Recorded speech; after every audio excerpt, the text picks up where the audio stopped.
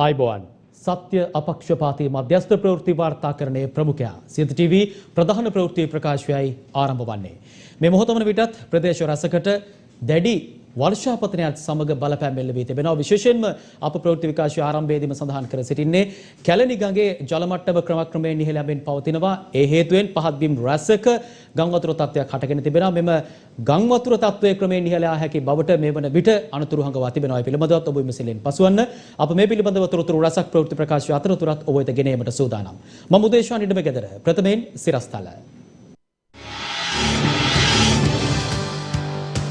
අයහපත් කාලගුණයේ බිලිගත් ජීවිත සංඛ්‍යාව 6ක් 5 දිනක් අතුරුදන් දෙවනගල නායෑමකින් එකම පවුලේ සිව් දෙනෙකු ජීවිතක්ෂයට පුද්ගලයන් 1,83,000කට අධික පිරිසකට අයහපත් කාලගුණයෙන් බලපෑම් නිවාස 700කට ආසන්න ප්‍රමාණයකට හානි මහා වැසි සමග කැලණි ගඟේ ජල මට්ටම ඉදිරි පැය කිහිපය තුල තවදුරටත් ඉහළට අවිස්සාවෙල්ල කොළඹ වත්තල ප්‍රදේශ රැසකට ගම් වතුර අවදානමක් ගංගා සහ ජලාශවල ජල මට්ටමත් ඉහළ යයි.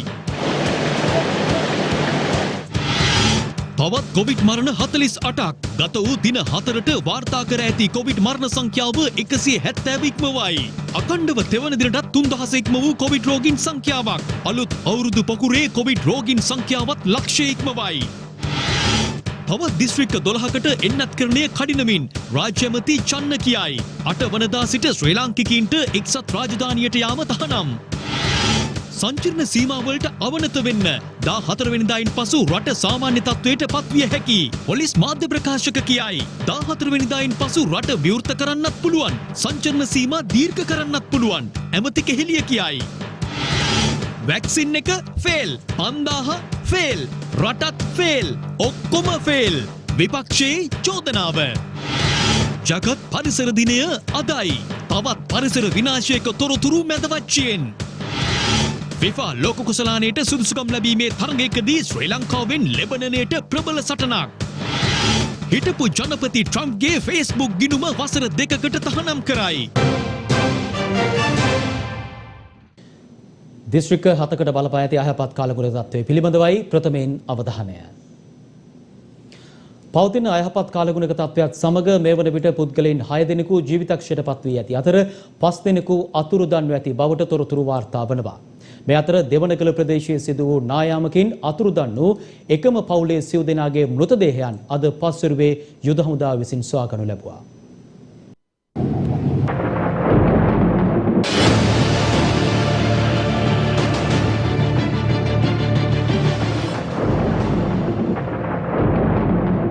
පවතින අයහපත් කාලගුණ තත්ත්වයේ සමග පසුගිය 3 වනදා සිට අද දක්වා බලපෑමට ලක් වූ සමස්ත දිස්ත්‍රික් සංඛ්‍යාව 7ක්. ඒ අනුව එම දිස්ත්‍රික්කවල ප්‍රාදේශීය ලේකම් කොට්ටාස 57ක පවුල් 45380ක පුද්ගලයන් 1,83,028කට අයහපත් කාලගුණ තත්ත්වයෙන් බලපෑම් ඇති වී තිබෙනවා. මේ වන විට මෙම ආපදා තත්ත්වයේ හේතුවෙන් මියගිය සංඛ්‍යාව 6 දක්වා ඉහළ ගොස් ඇති අතර තුවාල ලැබූ සංඛ්‍යාව 2ක්. කැලණි ගඟ ද්‍රෝණීය ආශ්‍රිත ජල මාපකවල ජල මට්ටම් ඉදිරි පැය කිහිපය තුළ ඉහළ යා හැකි බව වාරිමාර්ග දෙපාර්තමේන්තුව පවසනවා. ඒ අනුව හංවැල්ල ජලමිනුම් ස්ථානයේ ජල මට්ටම මීටර 9 දක්වාත් නාගලගම් වීදියේ ජල මට්ටම අඩි 6.6 දක්වාත් ඉහළ යාමක් අපේක්ෂා කෙරෙනවා. ඒ අනුව දෙහියෝ විට රුවන්වැල්ල සීතාවක දොම්පේ හෝමාගම කඩුවෙල බියගම කොළොන්නාව කොළඹ සහ වත්තල ප්‍රාදේශීය ලේකම් කොට්ටාසවලට අයත් කැලණි ගංගා නිම්නයේ පහත් බිම් ප්‍රදේශවල දැනට පවතින ගම් වතුර තත්ත්වය තවදුරටත් වර්ධනය විය හැකි බවයි අනතුරු අඟවා ඇත්තේ. වැල්ලම්පිටිය කොළොන්නාව කැලණි මුල්ල සේදවත්ත ඇතුළු කැලණිගම් මිටියාවතේ පහත් බිම් රැසක් අද පස්වරුව වන විටත් ජලයෙන් යට වී තිබුණා.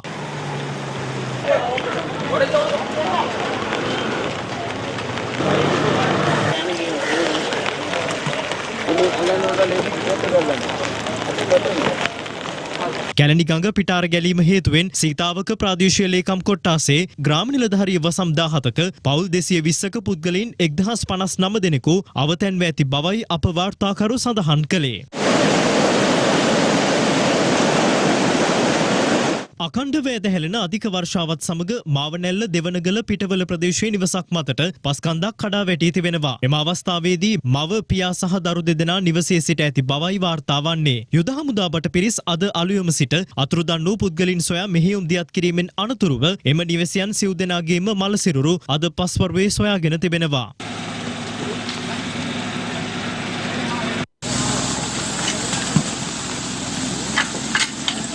අල්ගම ප්‍රදේශයේ ඇති වූ නායෑමකින් පස් කන්දකට යට වී ජීවිතක්ෂයට පත් වූ අවුරුදු 70ක පුද්ගලයෙකුගේද මල සිරුර අද පෙරවරුවේ සොයා ගැනීමට යුද හමුදා බටපිරිස් සමත් වුණා.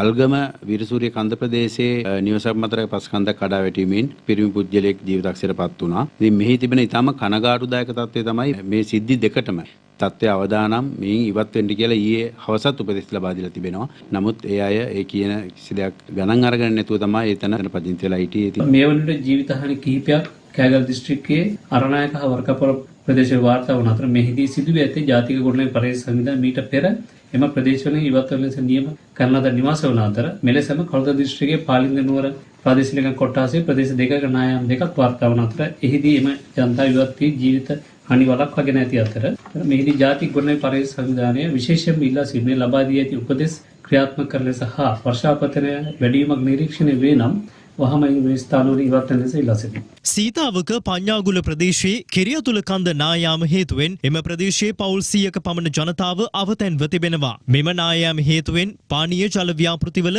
ජල නල කිහිපයක්ද කැඩී ගොස් ඇති බවයි අප වාර්තාකරු සඳහන් කළේ. කෙසේ වෙතත් නායාම් වලට හසුව නිවාසාලාභ හානි සිදු වූ ප්‍රදේශවල ජනතාවට මීට පෙර එම ස්ථානවලින් ඉවත් වීමට දැනුම් දී තිබූ බවයි ජාතික ගොඩනැගිලි පර්යේෂණ සංවිධානයේ ජ්‍යෙෂ්ඨ විද්‍යාඥ ආචාර්ය වසන්ත සේනාධීර මහතා සඳහන් කළේ. ගිනිගත් හේන නගරයේ සුපිරි වෙළඳ සැලක ඉදිරිපස වීදුරු කිහිපයක් එකවර කැඩී ගොස් තිබෙනවා. මේ පිළිබඳ වහාම සොයා බලන ලෙස ජාතික ගොඩනැගිලි පර්යේෂණ ආයතනයට දැනුම් දී ඇති බවයි නුවරඑළිය දිස්ත්‍රික් ආපදා කළමනාකරණ ඒකකේ සහකාර අධ්‍යක්ෂ රංජිත් අල්හාකෝන් මහතා සඳහන් කළේ. භගවන්තලාව ලින්ස්ටඩ් වත්තේ පහළ කොටසේ විශාල ගසක් කඩා වැටීමෙන් නිවසකට දැඩි අලාභ හානි සිදු වී තිබෙනවා. ගස කඩා වැටෙන අවස්ථාවේ නිවසියන් එහි නොසිටීම හේතුවෙන් කිසිවෙකුටත් අනතුරක් සිදු වී නැහැ. මේ අතර මතුගම මධ්‍ය ගෙදර වතු නිවසක් මතටද ගසක් කඩා වැටීමෙන් එම නිවසේ විසූ මව පියා සහ දියණිය තුවාල ලබා තිබෙනවා. අද අලුයම ඇති වූ දැඩි සුළං තත්ත්වයේ හේතුවෙන් මෙම ගස කඩා වැටී ඇති බවයි වාර්තා වන්නේ.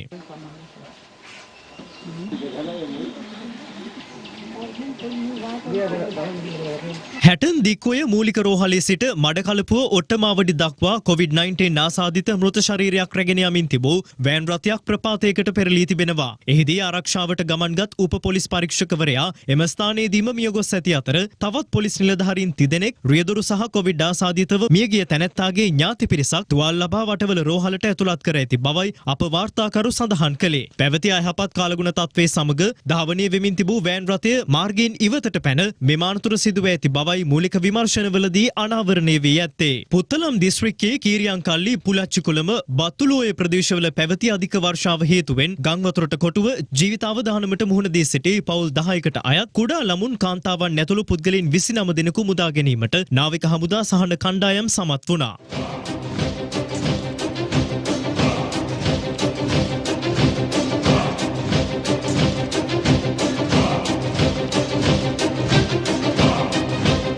කාසල්රී සහ මවුස්සා කැලේ ජලපෝෂක ප්‍රදේශවලට ඇදහැලෙන වර්ෂාවත් සමග විමල සුරේන්ද්‍ර ජලාශයද ඊයේ රාත්‍රියේ සිට වාන් දැමීමට පටන්ගෙන ඇති අතර ලක්ෂපාන ජලාශයද එක් වාන් දොරටුවක් විවෘත කර තිබුණා.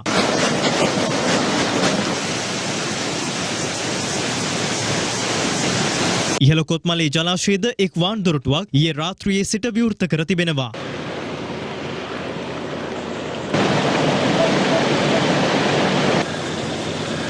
භගවන්තලාව මහඑළිය රක්ෂිතයට ඇදහැළුණු අධික වර්ෂාවත් සමග කෙසල්ගමු ඔය පිටාර ගැලීම හේතුවෙන් ඒ ආශ්‍රිත පහත් බිම් රැසක් ජලයෙන් යට වී තිබුණා.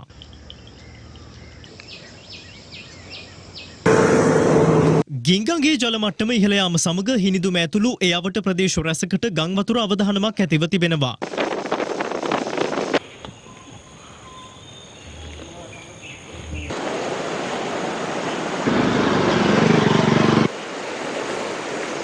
ගාල්ල බද්දේගම ප්‍රදේශයේ මාර්ග රැසක් ජලයෙන් යට වී තිබූ අතර මේ හේතුවෙන් ගමනාගමනයටද දැඩි බලපෑම් එල්ල වී තිබුණා.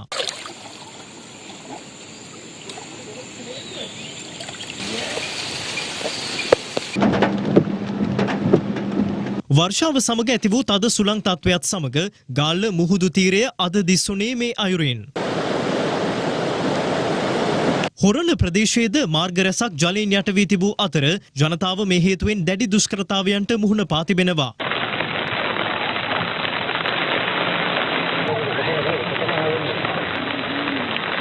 මේ හොරණ වගවත්ත ප්‍රදේශය අද පස්වරුව වන විට දිස් වූ ආකාරයයි.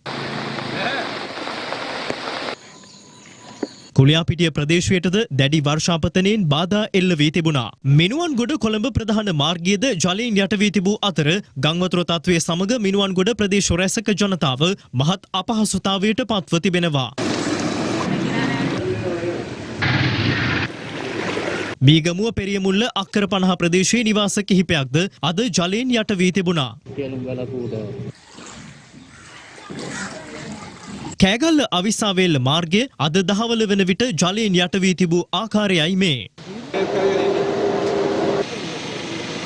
මහෝය ද්‍රෝණියේ ඉහළ සහ පහළ දහරා ප්‍රදේශවලට ඇදහැලෙන අධික වර්ෂාව සමග අලව්ව දිවුලපිටිය මීරිගම පන්නල වෙන්නප්පුව මීගමුව කටාන සහ දංකොටුව ප්‍රදේශවල මහෝය නිම්නයේ පහත්බිම් ප්‍රදේශවල සුළු ගංවතුර තත්ත්වයක් ඇතිවිය හැකි බව වාරිමාර්ග දෙපාර්තමේන්තුව සඳහන් කළා.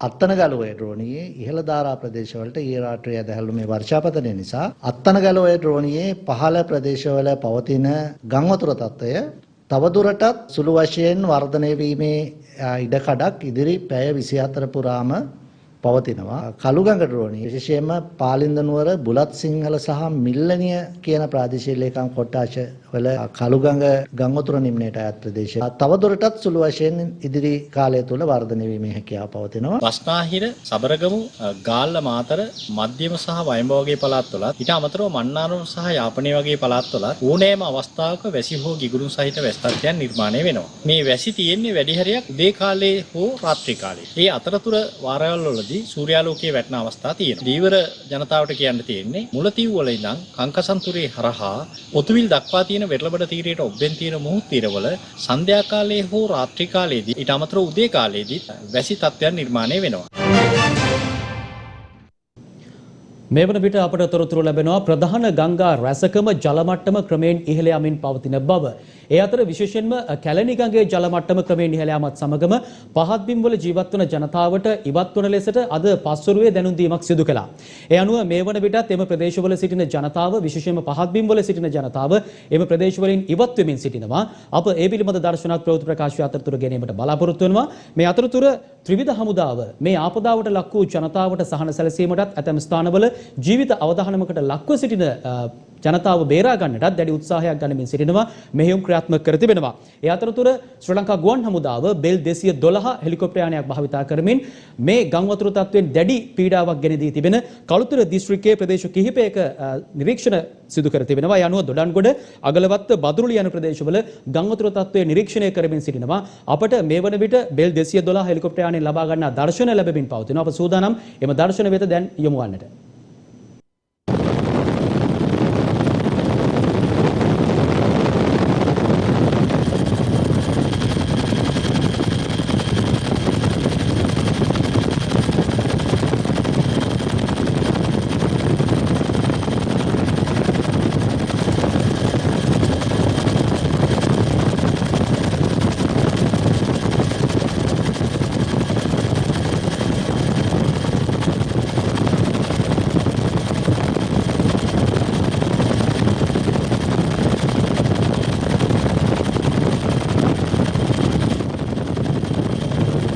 ඔබ මේ දකින්නේ බෙල් 212 හෙලිකොප්ටර් යානයකින් කළුතර දිස්ත්‍රික්කයට අයත් මතුගම, දොඩන්ගොඩ, අගලවත්ත, බදුරුළි යන ප්‍රදේශවල ශ්‍රී ලංකා ගුවන් හමුදාව නිරීක්ෂණයේ යෙදෙන ආකාරය.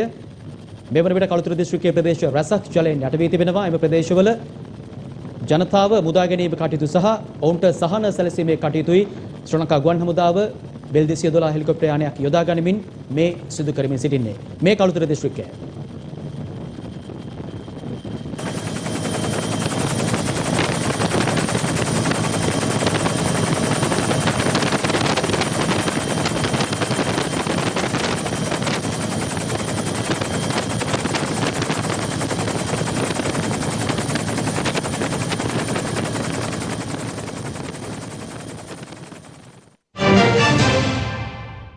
අපට මේ මොහොතේදී අලුත්ම තොරතුරක් ලැබී තිබෙනවා කොවිඩ් වසංගත තත්ත්වය සම්බන්ධයෙන්.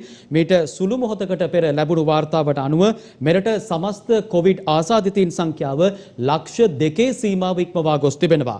ඒ අද පස්වරුවේ මීට සුළු මොහොතකට පෙර නව රෝගීන් 2280ක් වාර්තා වීමත් සමග ඒ අනුව මෙරට සමස්ත කොරෝනා ආසාදිතයින් සංඛ්‍යාව මේ මොහොතේ වාර්තා වන්නේ 2,15,034ක් ලෙසයි. එමෙන්ම අලුත් අවුරුදු කොවිඩ් පොකුරෙන් වාර්තා වන සමස්ත රෝගීන් සංඛ්‍යාවත් ලක්ෂයේ සීමාව ඉක්මවා ගොස් තිබෙනවා. කොවිඩ් වෛරසය ආසාදනය වී මෙරට සිදු වූ තවත් මරණ 48ක් පිළිබඳව ඊයේ දින වාර්තා වුණා. අදාළ මරණ පසුගිය මැයි මාස 11 වනදා සිට ජූනි මාස 3 වනදා අතර කාලයේදී සිදුව ඇති බව සෞඛ්‍ය සේවා අධ්‍යක්ෂ ජෙනරාල්වරයා විසින් තහවුරු කර ඇති බවයි රජයේ ප්‍රවෘත්ති දෙපාර්තමේන්තුව නිවේදනය කළේ. එලෙස මියගිය පුද්ගලයන් අතරට කාන්තාවන් 23 දෙනෙකු හා පිරිමි පුද්ගලයන් 25 දෙනෙකුද ඇතුළත්. ඉන් පුද්ගල මරණ 18ක් නිවසේදී සිදුව ඇති අතර රෝහල්ගතව ප්‍රතිකාර ලැබමින් සිටියදී මියගිය පුද්ගලයන් සංඛ්‍යාව 29ක්. එසේම රෝහල්ගත කරන අවස්ථාවේදීද එක් පුද්ගලයෙකු මිය ගොස් තිබෙනවා. ඒ අනුව මේ මාස පළමු වනදා සිට 4 වනදා දක්වා කාලය තුළ මෙරටින් වාර්තා වී ඇති කොවිඩ් මරණ සංඛ්‍යාව 172ක් වන අතර මෙරට සමස්ත කොවිඩ් මරණ සංඛ්‍යාවද 1656 දක්වා ඉහළ ගොස් තිබෙනවා.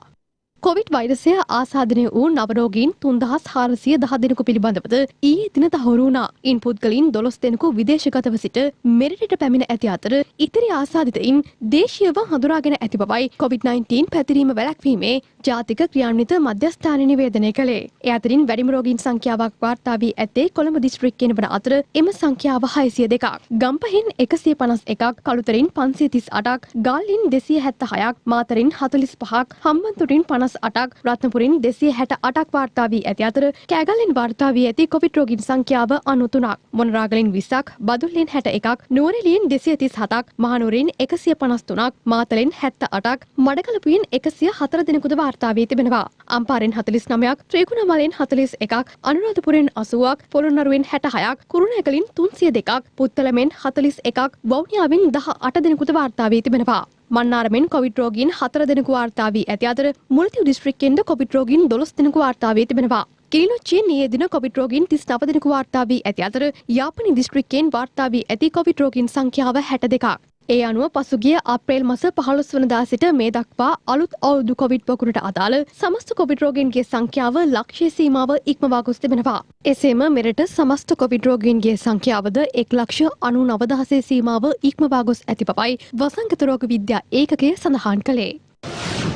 ඊයේ වාර්තා වූ 3410න් අපි මොන PCRද ප්‍රතිඵල පොසිටිව් වෙලා තියෙන කියලා හොයලා බැලුවොත් එයින් වැඩිපුරම PCR පොසිටිව් වෙලා තියෙන්නේ අපි දින 14ක් නිරෝධායනට ලක් කරලා ඉවර වෙලා නිරෝධායනෙන් උදාහරණ කරන PCR වලින් තමයි පොසිටිව් වෙලා තියෙන්නේ. එතකොට ඕන් නැතරම අපේ නිරෝධායන නීති රීති යටතේ සිටපු කාණ්ඩයක් අපිට රෝගියෙක්ගේ PCR පරීක්ෂණය කරාට පස්සේ එහි ප්‍රතිඵල අපි අනිවාර්යෙන් ඒ අදාළ සෞඛ්‍ය වෛද්‍ය නිලධාරිවරයාටත් මාජන සෞඛ්‍ය පරීක්ෂකවරයාටත් වසංගත රෝගේ ඒකකයටත් අපි දැනුම් දෙනවා. ඒ නිසා අපිට ප්‍රතිඵල කිසිසේත්ම හංගන්න පුළුවන් කමක් නැහැ. අපිට හංගන්න අවශ්‍යතාවයකුත් නැහැ. දේශ විමුක්ති ජනතා පක්ෂයේ ක්‍රියාකාරී දේශපාලඥයෙකු හා හිටපු නායකයෙකු ලෙස කටයුතු කළ PM පොඩි අප්පුහාමි මහතා කොවිඩ් වෛරසය ආසාදනය වී මිය ගොස් තිබෙනවා.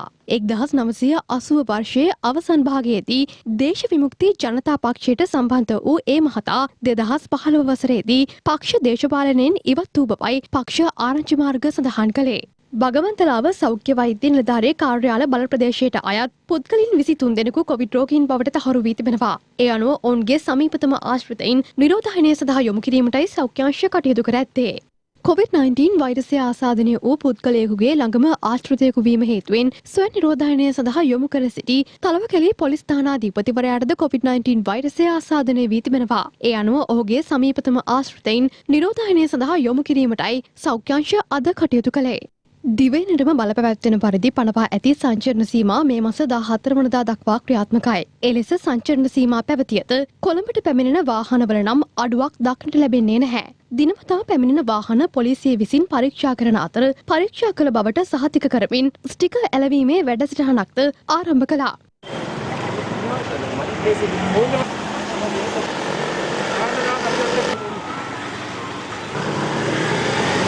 මේ අතර දැනට පනවා ඇති සංචරණ සීමාවලට අවනතව කටයුතු කළහොත් එළවෙන 14 වනදායින් පසුව රටේ කටයුතු සාමාන්‍ය පරිදි සිදු කළ හැකි බව පොලිස් මාධ්‍ය ප්‍රකාශක නියෝජ්‍ය පොලිස්පති අජිත් රෝහණ මහතා පවසනවා. සුපුරුදු පරිදි ඊයේ දිනේ සමීක්ෂණයක් සිදු කරනු ලැබුවා කොළඹ නගරයට ඇතුළු වන වාහන පිළිබඳව. වාහන 59280ක් ඇතුළත් කර තිබෙනවා කොළඹ නගරයට. කොළඹ නගරයට ඇතුළු වාහන සංඛ්‍යාව 3000කින් හෝ 4000කින් පමණ අඩුවීමක් දක්නට ලැබෙනවා. විශේෂයෙන්ම නිරෝධායන රීතීන් වලට අනුගතව කටයුතු කිරීම ඉතා වැදගත් වෙනවා. ලබන 14 වෙනිදා දක්වා මේ ආකාරයට කටයුතු කළහොත් රට විවෘත කර සාමාන්‍ය තත්ත්වයෙන් පවත්වාගෙන යාමට හැකියාවක් ලැබෙනවා. ඒ සඳහා ඔබේ සහාය අත්‍යවශ්‍ය වෙනවා. කොවිඩ් වෛරසය මර්ධනය කිරීම සඳහා ක්‍රියාත්මක එන්නත් කරන වැඩසටහන යටතේ කොවිෂීල්ඩ් එන්නතේ දෙවන මාත්‍රාව ඊයේ දින පුද්ගලයන් 501 දෙනෙකුට එන්නත් කර තිබෙනවා. සයිනෝෆාම් කොවිඩ් මර්ධන එන්නතේ පළමු මාත්‍රාවද ඊයේ දින පුද්ගලයන් 38943 දෙනෙකුට ලබා දී ඇති බවයි වසංගත රෝග විද්‍යා ඒකකය සඳහන් කළේ. එන්නත්කරණය සම්බන්ධයෙන් රාජ්‍ය අමාත්‍ය මහාචාර්ය චන්න ජයසුමන මහතා මෙලෙස අදහස් පළ කළා. රුසියාවේ නිෂ්පාදනය කරන ස්පුට්නික් V එන්නතේ දෙවනි මාත්‍රා 15000ක් අපට ලබන සිකුරාදා ලැබෙන්න නියමිතයි. එය ගොතටුව සෞඛ්‍ය වෛද්‍ය නිලධාරී කොට්ටාශයේ මීට පෙර ස්පුට්නික් V එන්නතේ පළවෙනි මාත්‍රාව ලබා දුන් 15000ට ලබා දෙන්න අප බලාපොරොත්තු වෙනවා. ඊට අමතරව තවත් ස්පුට්නික් V එන්නතේ පළමු මාත්‍රා 50000ක තොගයක් ඒ සමග ලැබෙන්න නියතයි. එය මහනුවර දිස්ත්‍රික්කයේ එන්නත් කරන ව්‍යාපාරය සඳහා යොදා ගන්නවා. ඊට අමතරව චීනයේ නිෂ්පාදනය කරන සිනෝෆාම් එන්නත් ලක්ෂ 10ක් හෙට දවසේ ශ්‍රී ලංකාවට ලැබෙන්න නියමිතයි. එය දෙවන මාත්‍රාව හැටියට යොදා ගන්නත් ඒ වගේම දිස්ත්‍රික්ක 12ක අලුතෙන් එන්නත් කරන ව්‍යාපාරයේ වැඩ කටයුතු ආරම්භ කරන්න අප සැලසුම් කරලා තියෙනවා. ඒ සඳහාත් යොදා ගන්න බලාපොරොත්තු වෙනවා. විශේෂයෙන්ම දෙසැම්බර් මාසයේ වෙනකොට අපේ රටේ ජනතාවගෙන් 60ට 70ක් අතර ප්‍රමාණයක් අවම වශයෙන් එන්නත් කරන්න තමයි අපේ බලාපොරොත්තුව. අපිට ඊට වැඩි එන්නත් ලැබෙනවා නම් අපි හැකි ඉක්මනින් එන්නත් කරන ව්‍යාපාරය අපේ රට තුළ අවසන් කරන්න තමයි බලාපොරොත්තු. ලබන 8 වන දින සිට ක්‍රියාත්මක වන පරිදි ශ්‍රී ලාංකිකයින්ට එක්සත් රාජධානියට යෑමට අවසර හිමි නොවන බව ශ්‍රී ලංකන් ගුවන් සමාගම පවසනවා. නිවේදනයක් නිකුත් කරමින් එම සමාගම පෙන්වා දෙන්නේ එක්සත් රාජධානියට ඇතුළු වන රටවල රතු ලයිස්තුවට ශ්‍රී ලංකාව ඇතුළත් කර තිබීම ඊට හේතුව බවයි. කෙසේ වෙතත් අද හෙට සහ අනිත්දා යන දිනවල ලන්ඩන් බලා යෑමට ගුවන් ගමන් වෙන් කරවාගෙන ඇති මගීන්ට මෙම තහනම බල නොපැවැත්වනු ඇති බවයි එම නිවේදනයේ වැඩිදුරටත් දැක්වෙන්නේ. බ්‍රිතාන්‍ය පුරවැසියන්ට අයර්ලන්ත පුරවැසියන්ට හෝ එක්සත් රාජධානියේ පදිංචිය සඳහා පුරවැසි හිමිකම් ඇති අයට ජූනි මස 8 වන දින සිට ක්‍රියාත්මක තහනම අදාළ නොවන බවයි ශ්‍රී ලංකන් ගුවන් සමාගම පෙන්වා දෙන්නේ. මෙරට සමස්ත කොරෝනා ආසාදිතයින් සංඛ්‍යාව අද දිනේ මීට සුළු මොහොතකට පෙර ලක්ෂ 2 සීමාව ඉක්මවා ගියා. ඒ නව රෝගීන් 2280ක් අද පස්වරුවේ වාර්තා වීමත් සමගයි. ඒ අනුව ශ්‍රී ලංකාවෙන් වාර්තා වන සමස්ත කොවිඩ් රෝගීන් සංඛ්‍යාව 2,1534 දක්වා ඉහළ ගොස් තිබෙනවා. පවතින තත්ත්වයන් සම්බන්ධයෙන් කරුණු 7කින් සමන්විත මාධ්‍ය නිවේදනයක් විපක්ෂ නායක සජිත් ප්‍රේමදාස මහතා විසින් මාධ්‍ය වෙත යොමු කර තිබෙනවා. කොරෝනා ව්‍යසනය සංචරණ සීමාව රට තුළ දැනට පවතින ආපදා තත්ත්වය පරිසර විනාශය පොහොර ගැටලුව සහ අධ්‍යාපනය යන කරුණු පිළිබඳව සඳහන් කරමින් විපක්ෂ නායකවරයා මෙම මාධ්‍ය නිවේදනය නිකුත් කර තිබෙනවා. එම නිවේදනයෙන් උපුටා ගැනීම් කිහිපයක්. සංචරණ සීමා සහ ලොක්ඩවුන් ක්‍රියාවලිය සම්පූර්ණයෙන්ම බලවතා සහ දුබලයාට දෙවිදියකට සලකන ක්‍රියාවලියක් බවට පත්ව ඇත. මේ වන විට රට පුරා දැඩි වර්ෂාපතනයක් පවතින අතර අවතන් ජනතාව වෙනුවෙන් ක්‍රමවත් සහ විධිමත් යාන්ත්‍රණයක් තවමත් ක්‍රියාත්මක වන ඇත. කොරෝනාවෙන් බැටකන ජනතාව ආපදාවෙන්ද බැටකනතුරු ආණ්ඩුව ආපදා කළමනාකරණ යාන්ත්‍රණය සක්‍රිය නොකරන්නේ ඇයි? පරිසර විනාශය උග්‍ර වී ඇති අතර මේ අවස්ථාවේද දැවැන්ත පරිසර විනාශයක් සිදු වෙමින් පවතී. පසුගියදා සිදු වූ නෞකා ගිනි ගැනීම හේතුවෙන් වසර ගණනාවකට නැවත පිළිසකර කර නොහැකි විනාශයක් රටට සිදු වී ඇත.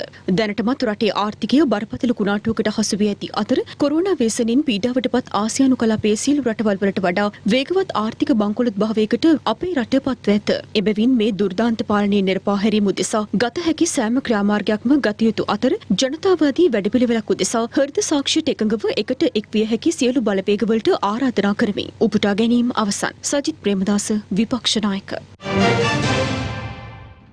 රටේ පවතින කොවිඩ් වසංගත තත්ත්වය සම්බන්ධයෙන් පක්ෂ විපක්ෂ දේශපාලඥයින් දැක්වූ අදහස් කිහිපයක් දැන්.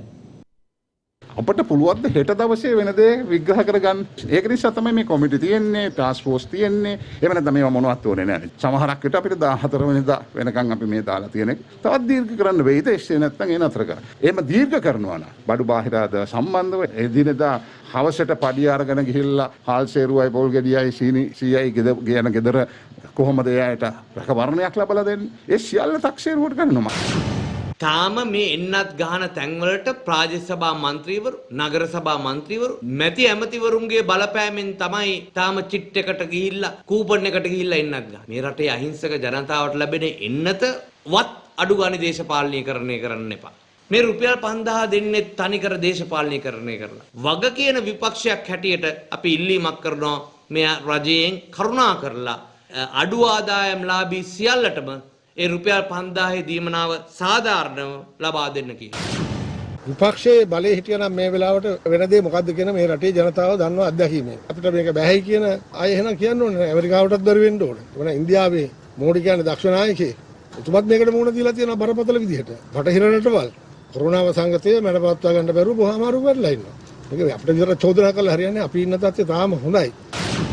වැක්සින් එකත් ෆේල්, පන්දාත් ෆේල්, රටත් ෆේල්, ඔක්කොම ෆේල්. කීයෙන් ළමයි අධ්‍යාපන කඩගෙන වැටලා. කො ඔන්ලයින් එක. වතුකම් කරොත් ළමයින්ට ඔක්කොට ෆෝන් තියෙනවා, ඔන්ලයින් තියෙනවා.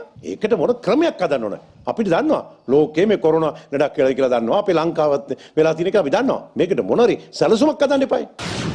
ඊපස්සෙම මේ නත්කරණය පිළිබඳව රජය වෙන් කරලා තිබෙන මුදල් ප්‍රමාණයත් එක්ක කිසිදු ආකාරයක හිගයක් වඩුවක් පිළිබඳව රජය කොයි තරම්වත් මැසිවිල්ලක් නගන්නේ නැහැ. අපිට මේ සඳහා අවශ්‍ය මුදල් ප්‍රමාණවත් තිබෙනවා. ඒ නිසා ලක් රජයේ වර්තමාන ජනතාව එදා වගේම ජීවත් කිරීම වෙනුවෙන් වෙහෙසෙනවා.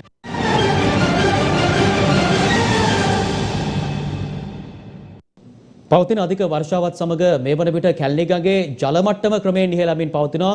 ඉහළ ප්‍රදේශවලට ලැබුණු වැසි සමග තමයි මේ මොහොතේදී කැලණිගඟේ ජල මට්ටම ක්‍රමයෙන් ඉහළමින් පවතින්නේ. මේ සමගම පහත් බිම්වල සහ ඒ අවට ප්‍රදේශවල ජීවත් වන ජනතාවට විශේෂයෙන්ම කැලණිගඟ ආශ්‍රිතව ඉවත් වන ලෙසට රජය දැනුම් දීමක් කර තිබෙනවා. ඒ අංශ දැනුම් දීමක් කළා. ඒ අනුව මේ මොහොතේදී අපට දර්ශන ලැබෙමින් පවතිනවා. එම ප්‍රදේශවල සිටින ජනතාව, කැලණිගඟේ පහත් බිම්වල ජීවත් වන ජනතාව සිය ප්‍රදේශවලින් සිය නිවාසවලින් ඉවත්ව යමින් සිටින ආකාරය අපි සූදානම් එහි දර්ශන වෙත දැන් යමු වන්නට.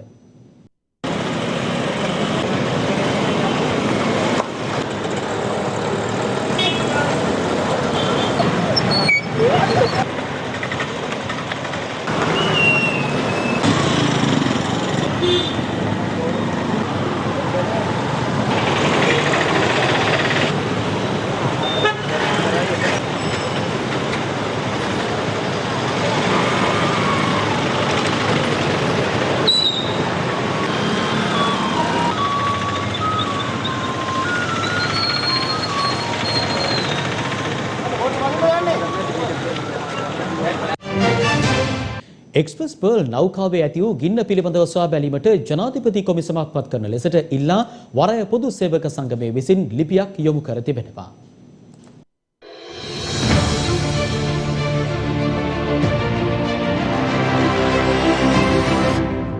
MV එක්ස්ප්‍රස් පර්ල් නෞකාව ගිනි ගැනීම සම්බන්ධයෙන් ඊට වගකිව යුත්තන් සොයා දඬුවම් පැමිණවීම සහ නෞකාව ගිනි ගැනීම හේතුවෙන් සිදුව ඇති හානිය පිළිබඳව විධිමත්ව සොයා බැලීමක් සිදු කර ගැනීම මෙන්ම අගතියටපත් පාර්ශවයන් සඳහා වන්දි ලබා දීම සඳහා ජනාධිපති කොමිසමක් කඩනමින් පත් කරන ලෙස සමස්ත ලංකා වරාය පොදු සේවක සංගමය ජනාධිපතිවරයාගෙන් ඉල්ලීමක් කර තිබෙනවා. මේ සම්බන්ධයෙන් ප්‍රාමාණික දැනුමක් සහිත විද්වතුන්ගෙන් යුත් පූර්ණ බලතී ජනාධිපති පරීක්ෂණ කොමිෂන් සභාවක් පත් කරන ලෙසටයි අදාළ ඉල්ලීම සිදු කර ඇත්තේ. ඒ අනුව මාස 3ක් ඇතුළත එහි කටයුතු අවසන් කර අවශ්‍ය ක්‍රියාමාර්ග ගන්නා ලෙස සමස්ත ලංකා පොදු සේවක සංගමය ලිපියක් යොමු කරමින් ජනාධිපතිවරයාගෙන් ඉල්ලා සිටියා. මේ අතර MV එක්ස්ප්‍රස් පර්ල් නෞකාවේ ප්‍රධාන නිලධාරියාගේ ප්‍රකාශය තීරණාත්මක බව පොලිස් මාධ්‍ය ප්‍රකාශක නියෝජ්‍ය පොලිස්පති අජිත් රෝහණ මහතා ප්‍රකාශ කළා. මේ වන විට ප්‍රකාශ 16කට ආසන සංඛ්‍යාවක් සටහන් කර තිබෙනවා. මෙම නැවෙහි කපිතාන්වරයා, ඉංජිනේරුවරයා, නියෝජ්‍ය ප්‍රධාන ඉංජිනේරුවරයා ඇතුළු පිරිසගේ සාක්ෂි අතරම විශේෂයෙන්ම නැවේ චීෆ් ඔෆිසර් එහෙමත් නැත්නම් ප්‍රධාන නිලධාරියා යන තැනැත්තාගේ ප්‍රකාශය දින දෙකක් තිස්සේ සටහන් කර අවසන් කරනු ලැබුවා. මොහුගේ ප්‍රකාශය ඊටාම වැදගත් ප්‍රකාශයක් වෙනවා. එයට හේතුව මොහු නැවෙහි මෙම බහාලුම් ප්ලෑනය එසේත් නොමැතිනම් බහාලුම් සැලැස්ම පිළිබඳව වගකිව යුතු පුද්ගලයා. ඒ අනුව මෙම රසායන ද්‍රව්‍ය සහිත බහාලුම් කන්ටේනර් තැබූ ස්ථාන ඒ වගේම ඊට උඩින් සහ දෙපැත්තෙන් තැබූ අනිකුත් කන්ටේනර් මේ පිළිබඳව විශේෂයෙන්ම ප්‍රශ්න කර ඔහුගෙන් ප්‍රකාශ ලබා ගන්නු ලැබුවා.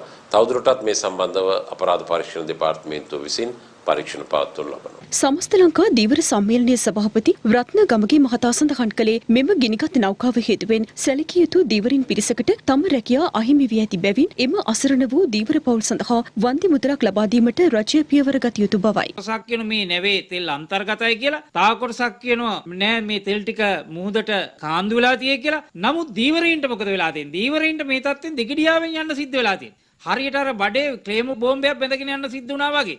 දෙකට දෙවාරමට නැතුව පැහැදිලි කරන්න. මොකද කිසියම් ආකාරයකින් නැවත වතාවක් මේ තෙල් සාගරයට කාන්දු වුණොතින් මේ සාගරයේ ජීවත් වෙන මත්ස්‍යයන්, ඒ වගේම ජල ජීවීන් ඇතුළු කොරල්පර පද්ධති අභ්‍යන්තර මේ සමුද්‍රික පරිසර පද්ධතිය සිදුවන හානිය කියා නිම කරන්න බෑ. පාලකින්ට කියනවා දීවරින්ට රස්සාව නෑ දැන්. මූදු යන විදියක් නෑ.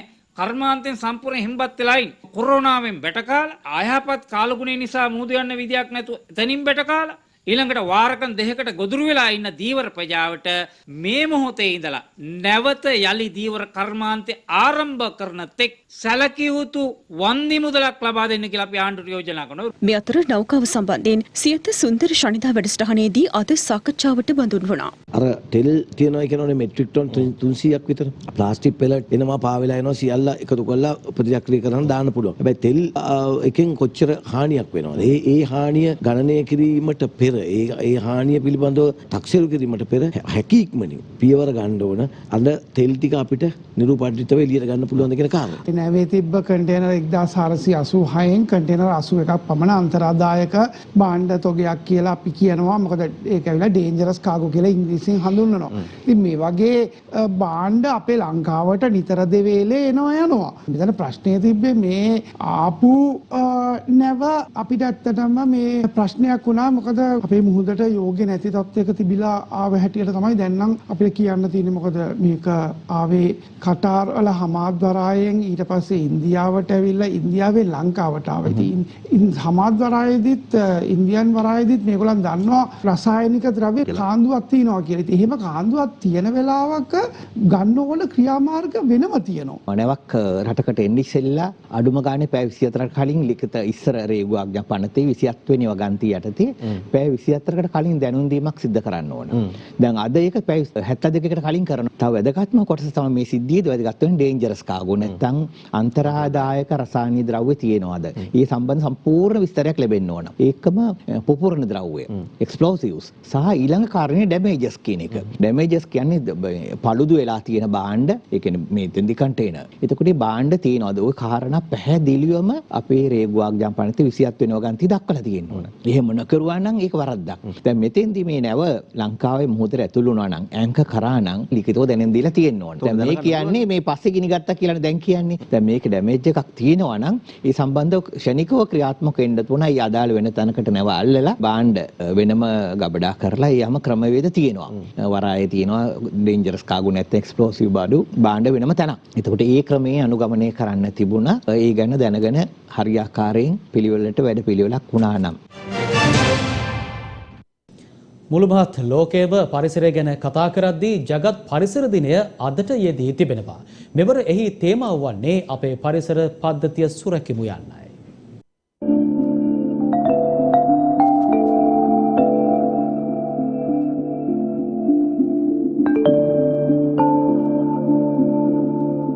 මානව සහ සත්ව ප්‍රජාවගේ පැවැත්මට උපකාර වන පරිසර පද්ධතීන් ආරක්ෂා කර ගැනීමේ වගකීම අද වන විට බොහෝ දෙනා අතින් ගිලිහි ගොස් අවසන්. ඒ හේතුවෙන් පරිසරයට මානවයාගෙන් සිදුවන බලපෑම අවම කිරීම සඳහා ලෝක ප්‍රජාව පෙළඹවීමට 1972 වර්ෂයේදී පරිසර දිනය ප්‍රකාශයට පත් කරනු ලැබුවා.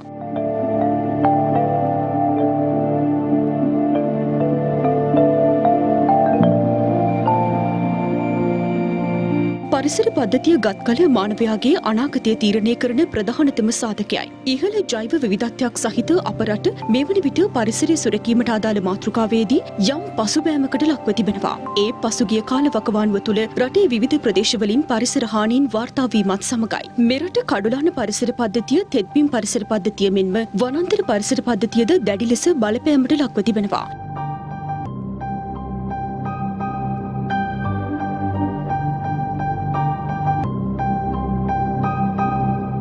ඊට ආසන්නතම සිදුවීම වන්නේ මෙරට සාගර පද්ධතියට මේ වන විට සිදුව ඇති හානියයි.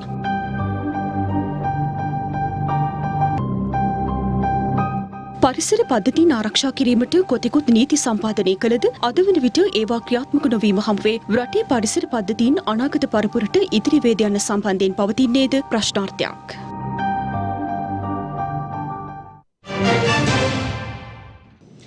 මේ අතර පරිසරය සුරකීම මුල් කර ගනිමින් ජගත් පරිසර දිනය සමරන අද දින අනුරාධපුර දිස්ත්‍රික්කයේ මැදවච්චිය රජයේ රක්ෂිතයක් තුළ සිදුවන වන හානියක් පිළිබඳ තොරතුරු අපට වාර්තා වුණා.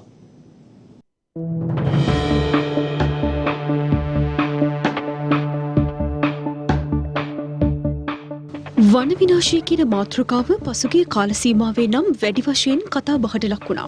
විවිධ දේශපාලඥයින්ගේ අනුදැනුම මත වටිනා රක්ෂිත එලිපෙහෙලි කිරීමට කටයුතු කළ පසුබිමක ඊට ඇතැම් දේශපාලඥයින් මෙන්ම රාජ්‍ය නිලධාරීන් සිය විරෝධය දැඩිව පළ කර සිටියා. වනාන්තර විනාශ කරමින් රටේ අනාගත පරපුරට හිමි සුන්දරත්වය අහිමි කරන්නට කිසිසේත් පසුබට නොවන දේශපාලන නියෝජිතින් සිටින අප රට තුළ යළිත් සිදුවන වන විනාශයන් පිළිබඳව තොරතුරු අපට වාර්තා වුණා. දිවයිනටම සංචරණ සීමා වනවා ඇති කාල සීමාව තුළ රාජ්‍ය නිලධාරීන් නොමග යවමින් රජයට අයත් රක්ෂිතයක් එළි කිරීමට මැදවච්චිය ප්‍රාදේශීය සභාවට තරඟ වැද පරාජයට පත් වූ අපේක්ෂකෙක් කටයුතු කර තිබෙනවා. ඒ මැදවච්චිය වල්පොල රජයේ රක්ෂිතය හරහා වැටී ඇති සිය පෞද්ගලික ගල්වලට යාමට මාර්ගය සාදා ගැනීම සඳහායි.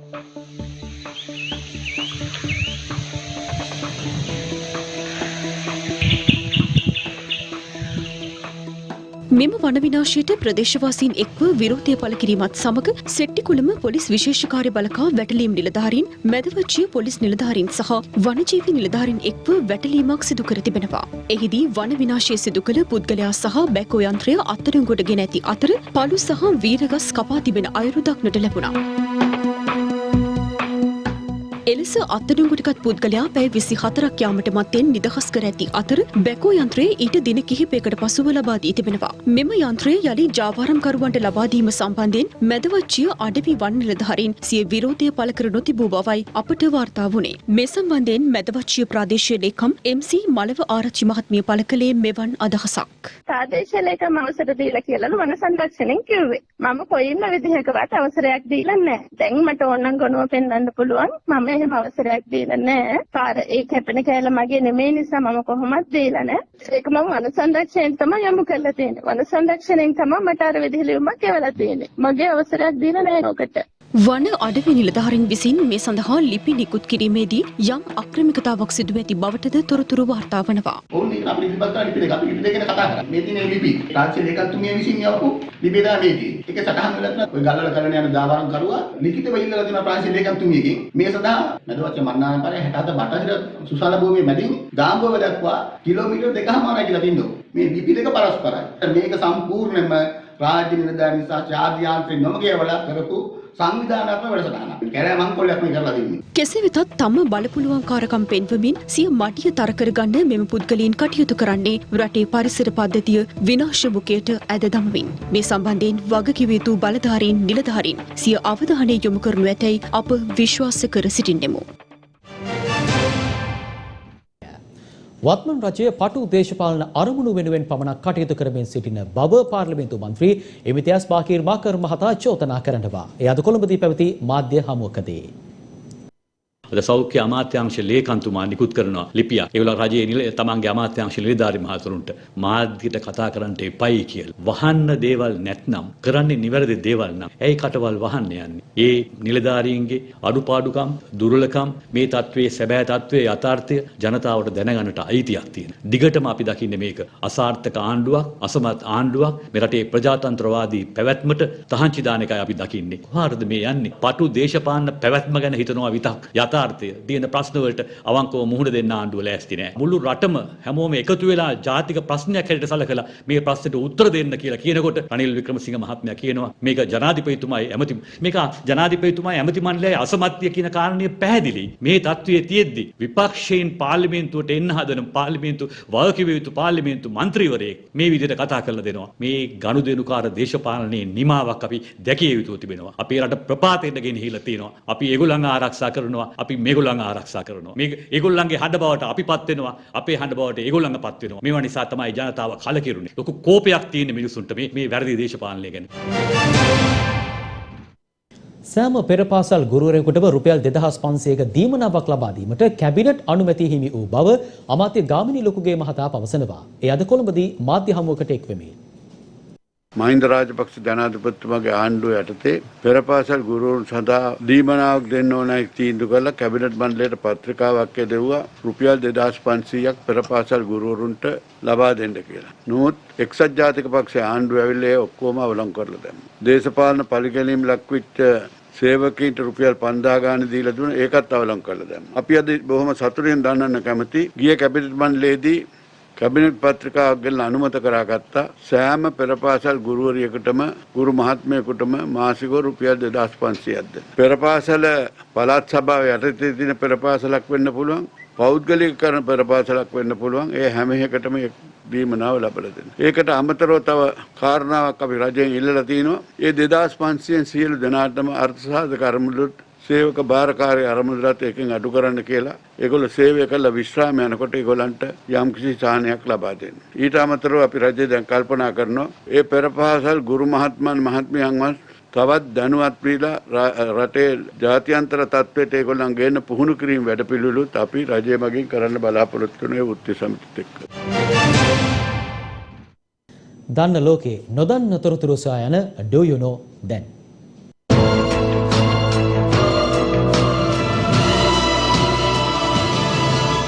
Do you know?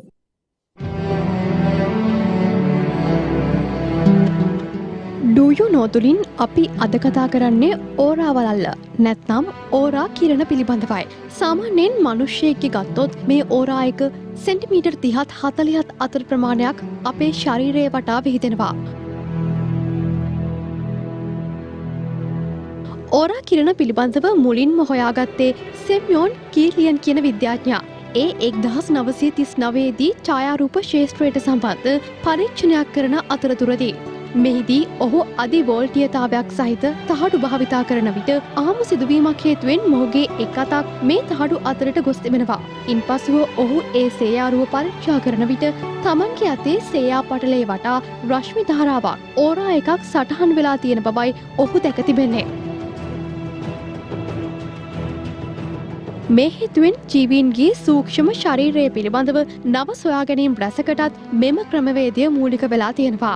මේ කිරණ පියවි ඇසට දක්නට අපහසුයි වගේම අප තුළ හටගන්නා සිතුවිලි ධාරාවන් අපේ සිරුරේ ඇතිවන රෝගාබාධ අනුව අපේ ඕරාව විවිධ වර්ණයන් ගන්නවා. අපේ සිතුවිලි හැඟීම් අනුව රශ්මි ධාරාවන් වෙන්වෙන්නේ මෙන්න මේ විදිහට.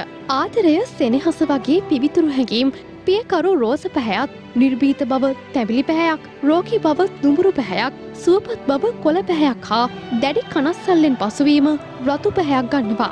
සංසුන් බව හා ප්‍රඥාවන්ත බව දම් පැහැයෙන්, ආධ්‍යාත්මික දියුණු බව ප්‍රභාෂ්වර කහ පැහැයෙන්, වෛරය පසුතැවීම කියන දේවල් කළු පැහැයක් ගන්නවා. මෙන්න මේ විදිහට කෙනෙක්ගේ ඕරාව Tamanගේ සිතුවිලි අනුව දිනකට කිහිප වතාවක්ම වෙනස් වෙන්න පුළුවන්. බොහෝ වෙලාවට මානසික හා ශාරීරික වශයෙන් දුර්වල වුණාම අපේ රශ්මි බලල්ල නැත්නම් ඕරාවේ සිදුරු රැසක් තියෙන්න පුළුවන්. ඒ නිසා ඕරාව පිරිසිදුව වගේම ශක්තිමත්ව තියාගන්න නම් අපි කනස්සල්ල, බය, වෛරය වගේ ඍණාත්මක සිතුවිලි වලින් බැහැර වෙලා ආදරය, සෙනෙහස, කරුණාව, මෛත්‍රිය වගේ ධනාත්මක සිතුවිලි වලින් අපේ සිත පුරවා ගැනීමයි කරන්න ඕනේ. Do you know? අපගේ ප්‍රධාන ප්‍රවෘත්ති ප්‍රකාශය මිනිමාවට පත් වනවා. යලිත් හමුවෙමු රාත්‍රී 9:35ට අවගේ රාත්‍රියේ පුවත් සමගින්. සුබ සන්ධ්‍යාවක් ඔබට. දිනපතා අලුත් වීඩියෝ සහ ප්‍රවෘත්ති නැරඹීමට ඉහත බටන් එක ක්ලික් කර සියත TV සබ්ස්ක්‍රයිබ් කරන්න.